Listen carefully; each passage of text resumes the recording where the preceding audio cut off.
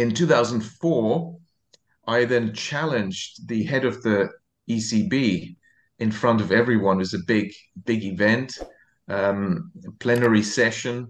He was on stage, and um, the ECB at that time had just engineered a recession in Europe, particularly Germany, by taking policies that would tighten credit. There was a credit crunch 2002, 2003, and they kept saying, oh, that's good, and we need this in order to have structural reform. Now, that's exactly what the Bank of Japan had done throughout the 90s. They were saying in public things like, oh, we like this recession because thanks to the recession, companies now learn a lesson, they need to change, and the politicians learn a lesson, we need to deregulate, liberalize, privatize, we need all these changes. Well, that's not the mandate of a central bank. So I asked the ECB head in front of everyone, where's the mandate for the ECB to demand these structural reforms that you have just demanded here in front of everyone?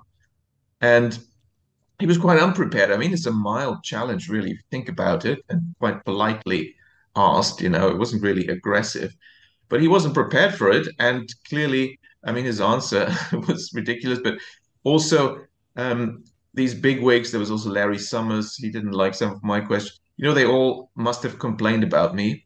What then happened after this, January 2004, the second year when I came, is very soon after, all of us global leaders for tomorrow, we're supposed to be invited for 5 years in a row. We got an email saying, oh, sorry, the program has been abolished. No more global leaders for tomorrow. Sorry, you're also not invited anymore. But then we found out just a few months later, they just started a new program. You mentioned it, young global leaders, they named it. And they selected it more carefully to make sure these are conforming people they can mold into their future elite. So at the time, I mean, at Davos, I met a young or younger Angela Merkel before she was chancellor. So it was quite clear. They had the future leaders among these selected people, but it was a very controlled event, and you wonder what's really behind this. Now, what's behind this is, of course, the powers that be. It's quite clear. It's a membership organization, so big business pays big money and writes the agenda of Davos, the World Economic Forum. But even big business is not as powerful as those who control money. And perhaps we should talk about that next. So, because really, any business industry, even pharmaceutical businesses that we found out, since 2020, extremely powerful and influential.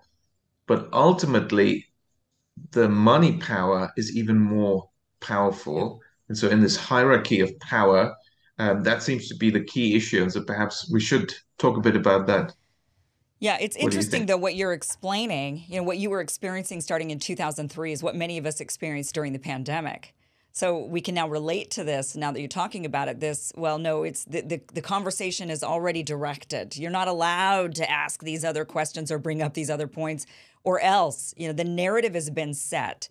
And then what I find really interesting Yeah. is through this Young Global Leaders program that they've installed, that they've been able to actually get a lot of these people in positions of actual power. Like you mentioned, Angela Merkel, like Justin Trudeau, Jacinda Ardern. We've seen many of them actually rise up and lead nations.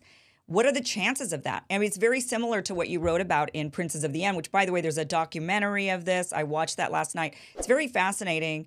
People should take the time because it is ominous in a lot of ways. How was it that these people in positions of power in Japan were able to anoint certain people 30 years prior to them rising up to becoming the prime minister, even, I believe, and heads of banks? How were they able to, are they psychic? Well, clearly they're not psychic. It's just that things aren't happening exactly the way we think. We're thinking we're living in a democratic society. Right? I mean, we're thinking we vote, these people get into power, they run for office, that's how it happens. But clearly it must not really be happening that way if they're being named young global leaders and then they literally end up prime ministers and presidents of nations. I mean, it's really insane. That's So, right. okay, so now that we've seen that they've been controlling these narratives, They've been trying to keep people on the straight and narrow in their mind. And if not, then you get shunned, you get outcast, you go away. We don't want you here anymore. So it comes down to the people that are controlling the money. So what should we talk about next? Should it be what a bank really is and the creation of money? Maybe that, or I there's think so many so. places we could go with this. Yes, that's true. That's true. But I think that's a fundamental one. That's a very important one. Where does money come from? And it turns out that most people's understanding of where money comes from and who controls money is not correct. Most people would think that the money comes from the government because that seems to make sense. And the government may delegate some of that to the central bank, but ultimately, it's a public function. It should be for the common good for everyone. There should be fairness. And somehow the government just has to put the money into circulation. Well, the reality is, no government in the whole world is creating any money. The last major economy where the government said, actually, we're going to create money, and they put several $billion in circulation, was the US government under John F. Kennedy in the year 1963.